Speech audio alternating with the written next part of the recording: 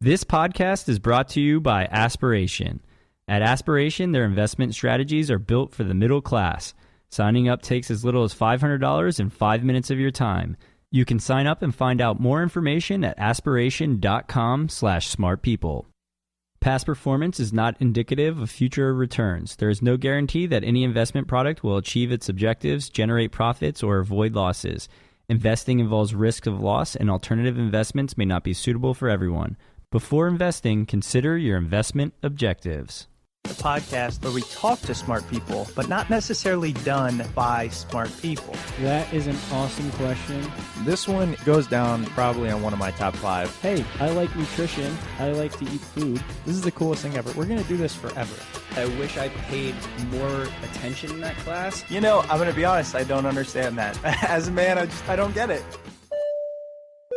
Welcome to smartpeoplepodcast.com. Hello and welcome to Smart People Podcast, conversations that satisfy your curious mind. Chris Stemp here. Thank you for joining us today as we bring you another episode of this podcast for smart people. I have to admit, I'm a little sleep deprived. How does anybody raise a child these days? Oh my gosh. So I should probably not ramble on too long because I don't think it would make sense. Luckily, this interview was recorded a little bit ago, so hopefully my questions make sense. I actually went back and listened to it because it had been months, I think, at least 2-3 months ago. And man, the information was good. We're talking about how to get earned media, how to get coverage. And as our guest this week mentions, really this applies to anyone. Are you in a band? Do you have a small business? Are you writing a book? Do you have a new website? If you can get coverage, if you can get people talking about it, reading about it, that goes a long ways towards your success. And the problem is most people don't know how to get press, don't know a good strategy, and even more importantly, can't afford to have somebody else do it for them. Where in today's economy, you can really outsource a lot of things for pretty inexpensive, PR firms cost thousands, tens of thousands of dollars. Our guest talks about the average is $10,000 a month with a 6-month retainer. I know that the nonprofit I work for, we are constantly trying to get media coverage to let people know what we're doing. It's hard. Well, our guest this week saw that and is changing the PR industry. Our guest is Conrad Egusa. Conrad is an entrepreneur and the founder of Publicize, which is a PR firm focused on startups. The company's mission is to change the way startups approach PR. He's been featured on publications including the Financial Times, Bloomberg, and TechCrunch. He's a guest writer for VentureBeat and is currently a mentor at the Founder Institute. He is also the co-founder of Asociación, which is a co-working space center in Medellin. He is the epitome of an entrepreneur. He saw a problem, which is his friends who were starting businesses couldn't afford PR, and he said there's got to be a better way to do it, so he created a PR company. We go into detail about his company in this episode, but we also talk about what you can do, some very simple steps. I mean, literally as simple as open with this sentence and you are much more likely to get media coverage. I'm telling you, even if you don't own your own business at this moment, there is likely to be a point in your life where it will help if you can get coverage and get people's eyes on your product, project, business, book, etc. I'm going to turn it over here to Conrad. Thank you guys so much for listening to Smart People Podcast. Thank you for tweeting about us at Smart People Pod. Tell the guests you like them. Recommend guests on there. Reach out to them and say, hey, be on Smart People Pod. That's so much fun. But most of all, enjoy the episode and let us know what you think. We are at smartpeoplepodcast.com. Hope you're enjoying the beautiful weather. Thank God for spring. And you will hear from us next in the commercial break. Enjoy.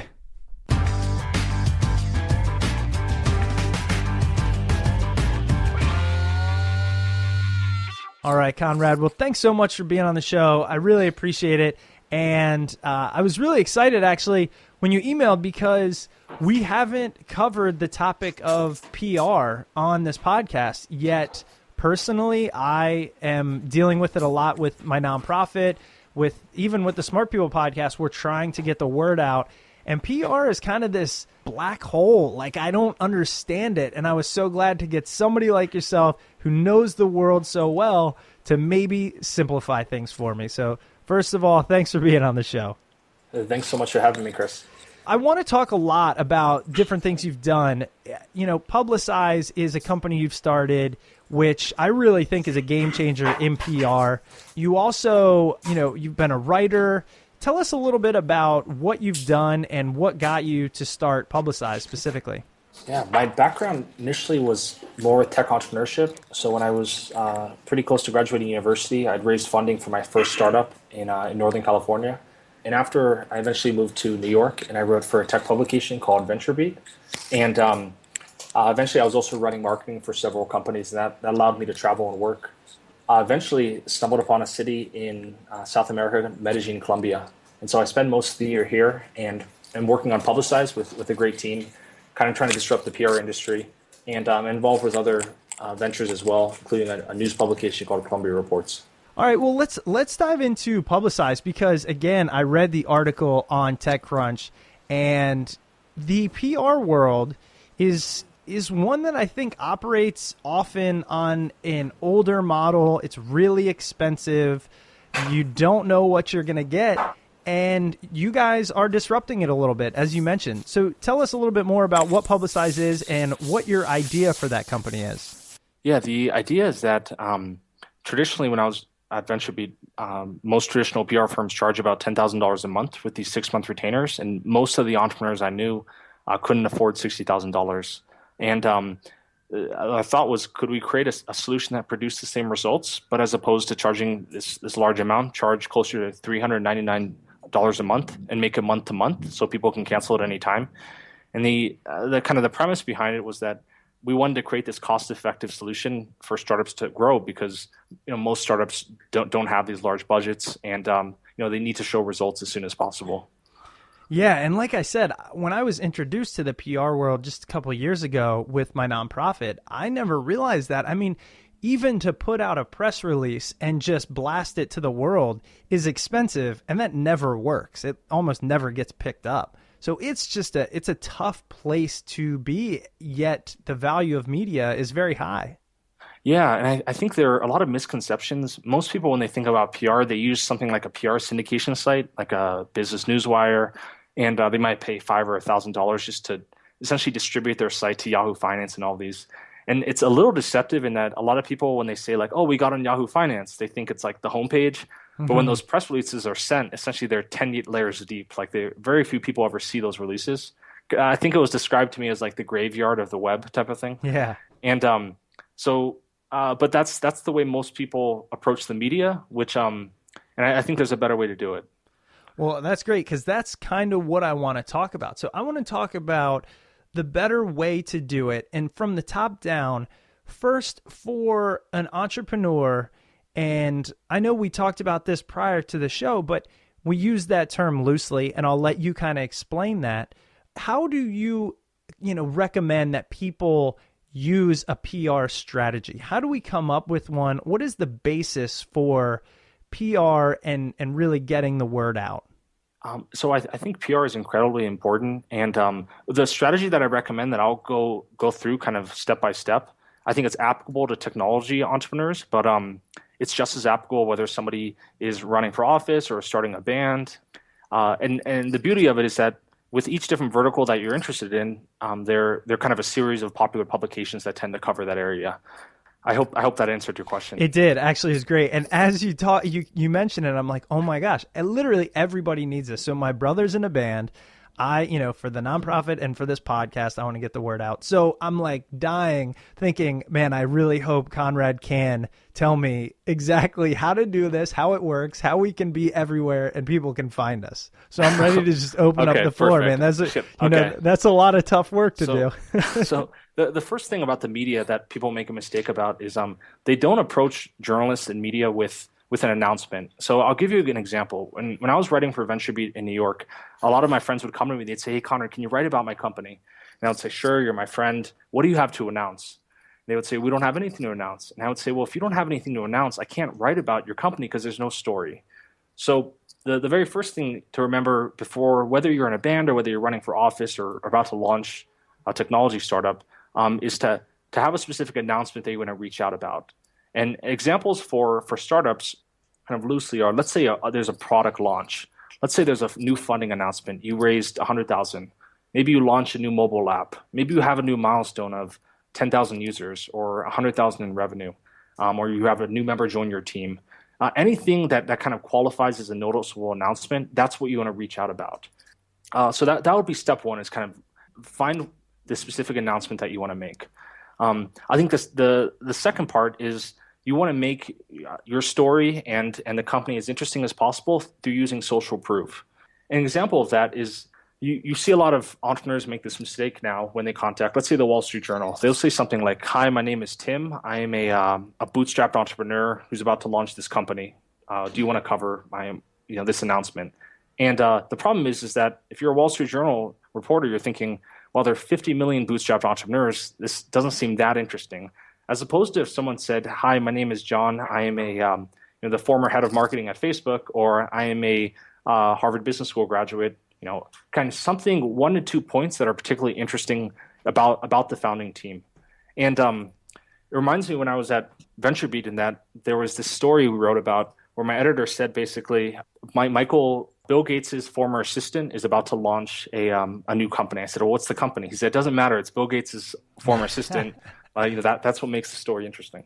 What's most important is finding 1 to 2 points that are just exceptionally interesting about the founder. So it could be the age, it could be where someone's from, it could be kind of a wide number of things. And it's really interesting because sometimes you talk to people and they'll say, "I'm a 17-year-old developer. Why would New York Times want to cover me, or TechCrunch?" And you say, "Well, that's I'm only 17 years old," and you think that's why they would want to cover me, because it's very unusual that you have a 17-year-old contacting these publications about these stories. So just to kind of backtrack, find a specific announcement you want your company to make. Find 1 to 2 points of social proof that make you or the founding or executive team particularly interesting, that stands out. And the next step would be make your story much larger than it really is. And the best example I like to give is that I'm sure you have a lot of friends who are starting these startups, and they can tell you what their company currently does, but that's not that particularly interesting. You can visit their website to find that out. But what is interesting is that if you ask your friends, "Hey, when you're in the gym, or you're about to go to bed at night, and you're daydreaming about how big your company is going to be in 3 or 5 years, it's going to have 200 people, it's going to be taking over the world, right?" That image of where you want to take the company, that's what's really interesting, and that's what you really want to kind of lead with in the announcement. So what I did for my prior companies, I started co-founded a co-working space in Medellin, and Medellin, a co-working space isn't really interesting. They started every single day across the world, but we were able to get it into the BBC, the Financial Times, TechCrunch, many of these others, because we didn't say, "Hey, we're launching this co-working space. Here are the features." We said, "We're launching this company to help turn the city into the Silicon Valley of Latin America." That was the bigger story that we really wanted to tie it into. Oh, that's genius. And I saw that article, and that actually makes a lot of sense, because as you read it, I never even thought of this, but as I read it, it became much larger than life, right? It became much more than just a co-working space, because then I was thinking about the city and, how it can be like Silicon Valley and what's going to grow, what else is going to come. And it took on more of a life than just, "Hey, here's a co-working space." Yeah. And I find that across the board, any person you talk to or organization that's working on a certain endeavor, a lot of times they'll say something like, "Hey, my story is just not that interesting. They don't want to cover." And you can say, "Well, tell me what you think about when you're kind of daydreaming about where the company is going to go." And 99 out of 100 times, that story, that is really interesting because it's ambitious. There are all these kind of components into it. Now, one thing I wanted to ask was, how do you recommend people reach out to these publications? So does email just work, or what's the plan? I would say essentially 100% email. Okay. And a big mistake people make is they go through these syndication sites saying well, a journalist is going to see Business Wire, the press release, and they're going to want to cover it. I don't know of essentially any instance where that really happens, but people are really responsive with email, and which kind of goes on to the next step. So let's say the announcement, you want to add more social proof to the founding team, and that you make the story seem much bigger. What I'd recommend is you think of, hey, what's the big publication that you really want to be featured on? That could be the Washington Post, that could be TechCrunch, whichever it may be, and to offer an exclusive. And what the exclusive means is they essentially have first right to publish the story. So let's say you have a friend, Chris, who's about to launch a new company, and he makes it seem much bigger. He decides, hey, the announcement we're going to make is the launch of this actual company. And we want to get this on the Washington Post. The thing is, if he contacts the Washington Post saying, hey, next Wednesday we're going to launch the company, the Washington Post journalists, they know that they're like, you're trying to maximize coverage. So you're probably going to email that to like 200 publications, right? Sure. So and it's not particularly great because they know that they have to share the story. And the strongest publications break stories. They get exclusives. So if you reach out and say, like, hi, my name is Chris, I'm about to launch this company. Would you be interested in the exclusive? It's even if the writer doesn't know you, it's a way to really clear through the kind of the noise and to get attention. This episode is brought to you by lynda.com, the online learning platform with over 3,000 on-demand video courses to help you strengthen your business, technology, and creative skills. For a free 10-day trial, visit lynda.com/smartpeople. That's lynda.com/smartpeople. Lynda.com is for problem solvers, for the curious, for people who want to make things happen. Maybe you want to master Excel, learn negotiation tactics, build a website, or boost your Photoshop skills. Go to lynda.com/smartpeople and feed your curious mind for free. Last time I told you about 3 awesome courses I really liked. One of my favorite being Growth Hacking Fundamentals and also Bootstrapping Your Business. Another new one I found is Learning to Be Assertive. Not something I typically struggle with, but you really pick up some unique aspects while watching these. With the lynda.com membership, you can watch and learn from top experts who are passionate about teaching. Courses are structured so you can watch them from start to finish or consume them in bite-sized pieces, which is what I tend to do because my attention span is that of a goldfish. Your lynda.com membership will give you unlimited access to training on hundreds of topics, all for one flat rate. So I want you to visit lynda.com/smartpeople, sign up for your free 10-day trial. That's lynda.com/smartpeople. This week's podcast is brought to you by Igloo. Igloo is an intranet you'll actually like. It's a cloud platform that can help you do your best work. Share files, blog updates, coordinate calendars, and manage projects. It's easy to use and easy to configure, even for the most non-technical of users. Best of all, it's built using responsive design, which means that everything you can do at your desk, you can now do on the go on your phone. Whether you're a large enterprise stuck using SharePoint or a fast-growing business overwhelmed by apps, create an intranet that matches your brand's look and feel, simplifies how you work, and is accessible on your phone. Sign up now and try it for free at igloosoftware.com/smartpeople. That's igloosoftware.com/smartpeople. When you reach out, I always get this sense that so many people are doing it. But is it just because this is their job? I mean, their job is to find stories, right?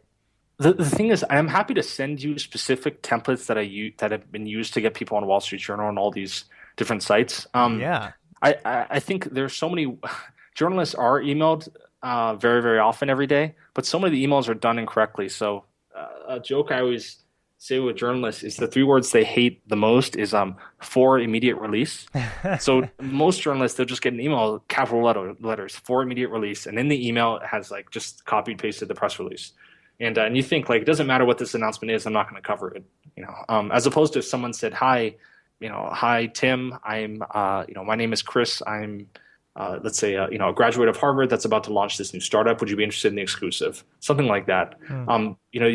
Just that extra that extra step that might only take 30 seconds is really going to make a difference. And now, do you attach the press release to that email, or do you write the story in the email? So a couple things. I recommend first creating the press release and just as an exercise. And by doing that, then you'll be able to take the most important parts of the press release and add it into the email. So the email should only be, let's say, 250, 300 words saying like, here's the most important parts of the story. If you're interested in more information, I've attached the press release. So a lot of people think the mistake is they think the press release is going to sell the journalist. It actually won't. The email does.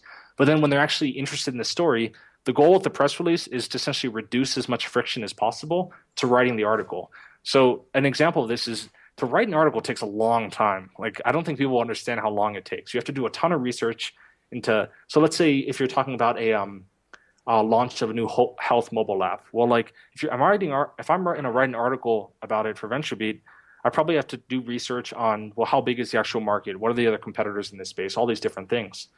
And if in the press release, you've already done that research ahead of time, then as a journalist, I'm thinking, wow, well, what this article would have taken me 3 or 4 hours to write, and now it's only going to take me half an hour. And a lot of journalists are paid per article. So as much as you can do to reduce the amount of time, the better. What about the idea behind building relationships or almost courting a reporter? Is there some truth to that? I mean, should you just continually reach out with each story as long as it's not overboard? How do you add value to that to really maximize your interactions and your chances of getting picked up? Yeah, I mean, relationships are important. The reason why I like to emphasize that I think you don't need, it's not kind of a priority.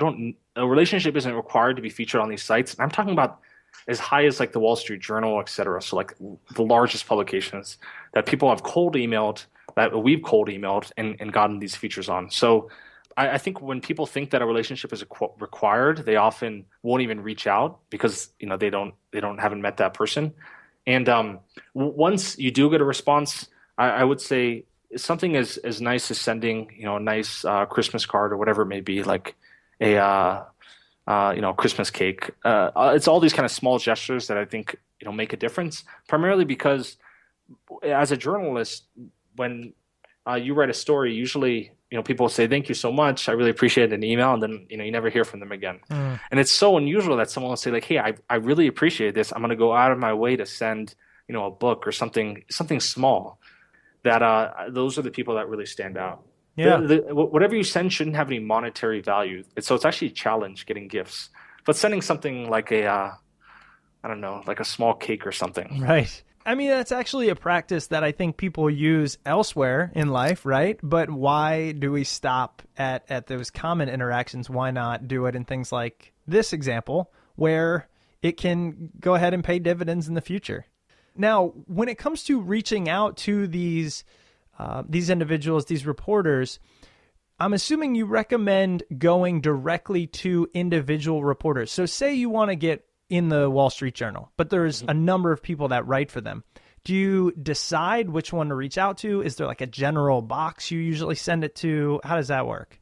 In general, I'd look first for the individual writers. And the benefit is that you'll probably tend to find only a handful of reporters who are going to cover the topic that you're interested in. So, for example, for nonprofits, you can kind of Google search, Wall Street Journal nonprofits, and you'll be able to find the few reporters who've written about nonprofits for the Wall Street Journal. So it's pretty easy to kind of narrow down who you want to contact. When it comes to PR, I'm thinking, for individuals out there, whether it be the band or the company, you've seen so many pitches. What are some interesting spins that people tend to put on them? I mean, I know you mentioned make it newsworthy, but I'm trying to think if there's any examples. People are out there going, I want to write something up. I think I can make it newsworthy. Have you seen any unique verbiage or content that really makes certain people stand out? That's a really good question. I would say it usually comes down to the founding or executive team basically saying, what are one or two things that are actually exceptionally interesting about that person. And I think a problem that people make is that they'll usually say something like, wow, I can find 50 things about myself that are kind of interesting, and those really don't matter. All that matter are the 1 to 2 kind of outliers that are exceptionally interesting. And so that's what I'd recommend people kind of focus on, because and I'm happy to send you an exact email that I use, but even when I contacted you, I didn't say like, "Hi, Chris, my name is Conrad Egusa. Sure. I want to be on your podcast." I said like, "Hi, this is Conrad Egusa. I'm a former venture writer," and like kind of 1 or 2 different things that made me stand out. So you think, hey, this person might be interesting for my show. So it's funny because the way I think people should contact the media is the same way you should contact any busy person. Like, how do you make yourself stand out? And it's the same strategy I use to contact, like whether it's Mark Cuban, who I talked to from the Dallas Mavericks, or kind of like a number of different people who are very busy, but you can get their attention by using these strategies. That's interesting. Yeah, I'd love to see some email templates, but I never thought about the social proof of the individual, right? Like if it's an entrepreneur starting a company, I've always thought, okay, it's the company that's most important. And in the end, it might be, but first you got to sell yourself. Yeah, I mean, I would argue that for these stories, 50% of the story is about the founding or executive team, and 50% of the story is the company itself. So if you find that one area is weaker than the other, just focus on whichever is stronger.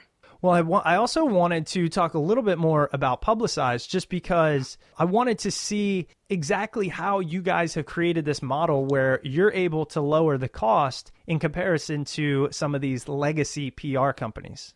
Yeah. Essentially, what we did with Publicize is we mapped out each of, let's say, the 30 or 40 steps involved with PR, and said, okay, which parts can we automate, which parts can we remove, and the parts that we can, how can we reduce the cost as much as possible and essentially pass those savings on to clients. So it's actually really interesting with PR because a lot of people think the biggest expense is reaching out to the media, but actually a larger expense is dealing with the client. And saying, because a client is like, hey, I want to talk on the phone every day for 2 hours to talk about XYZ, even though in the end that speaking has kind of no implication to the end result. So those are kind of areas that we try to reduce as much as possible. It's funny because at least I would think that speaking actually does increase the end result. But I mean, no, I'm not saying that's true. I could see how that's a common misconception.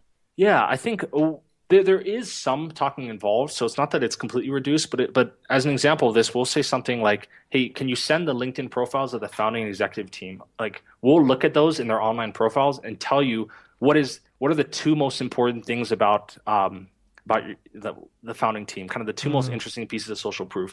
Now, most founders who don't know anything about PR, they'll say something like, no, I want to tell you about the 50 kind of interesting things about me. And what you have to say is, well, it doesn't matter if they're 50 kind of interesting. All we care about is two really kind of exceptional points. Sure. So that would just be one example of it. Earlier, we were talking about actually becoming a thought leader. And I know that that's something I've actually talked about to my CEO. Could you explain that idea of how becoming a thought leader works and how it can increase your, continual coverage? Yeah, I think it's really important. I think the goal of a lot of marketing is to position an individual as a thought leader in a specific area. And the first thing to do is find a very specific vertical that you want to be referred to whenever there's discussion about the specific area. So I think with Publicize, we didn't start off saying we want to be a thought leader on PR because that's just an enormous market. We really said PR for like early stage technology companies. And the thought being, well, hey, if somebody at Huffington Post is writing about PR for early stage technology companies, they would refer to us. And because we've written a lot about the topic, we've talked a lot about this is kind of our an area we've really looked into. And I think that kind of goes on to what you mentioned before about you can continuously get coverage without even reaching out to it if you're able to position yourself in a specific area. Well, Conrad, I really appreciate all this advice. I know that for so many people out there looking to reach an audience, PR is an area that, like I mentioned, we know we need to be in, but we just don't know how. And I think now we have a little bit extra knowledge there. So I appreciate you being on the show. Where can people go and learn more about Publicize or some of your other companies? Feel free to let them know where to check you out. I think Publicize.co is the best. And I use LinkedIn a fair amount at Conrad Egusa. Well, Conrad, again, thanks so much for being on the show. It was great to talk to you. Chris, thank you so much for having me. All right. Have a great day. Welcome back. I hope you enjoyed that interview with Conrad Egusa. Don't forget that you can find him on LinkedIn. He writes on there, and follow him on Twitter at Conrad Egusa. And you can head over to his website, Publicize, at publicize.co. Hope you enjoyed this episode and got a little bit from Conrad in the world of PR and what PR can do for you. If you did enjoy the episode, please head over to iTunes or Stitcher and leave a rating, review, comment, and all that good stuff over there. We really appreciate when you take the time out of your day to do so, and both Chris and I read almost every single one of those reviews that is posted to iTunes, so we appreciate it. Thank you very much. If you want to reach out to the show and get in contact with Chris or I, or leave us a suggestion for a guest to have on the show, please shoot us an email at smartpeoplepodcast@gmail.com or send us a message on Twitter at smartpeoplepod. Don't forget, if you want to support the show, check out the sponsors that we have on each episode or use our Amazon link over at smartpeoplepodcast.com. We have an Amazon banner at the top of the page. All of the shopping that you do after clicking that link, we get a nice little kickback at no cost to you. You can also use the handy link that we have, smartpeoplepodcast.com/Amazon. Well, that's it for today. We've got some awesome interviews coming up, and we'll see you guys next week. Before you go, don't forget, this week's episode was sponsored by Igloo. Igloo is an intranet you'll actually like. Sign up now and try it out for free at igloosoftware.com/smartpeople. That's igloosoftware.com/smartpeople.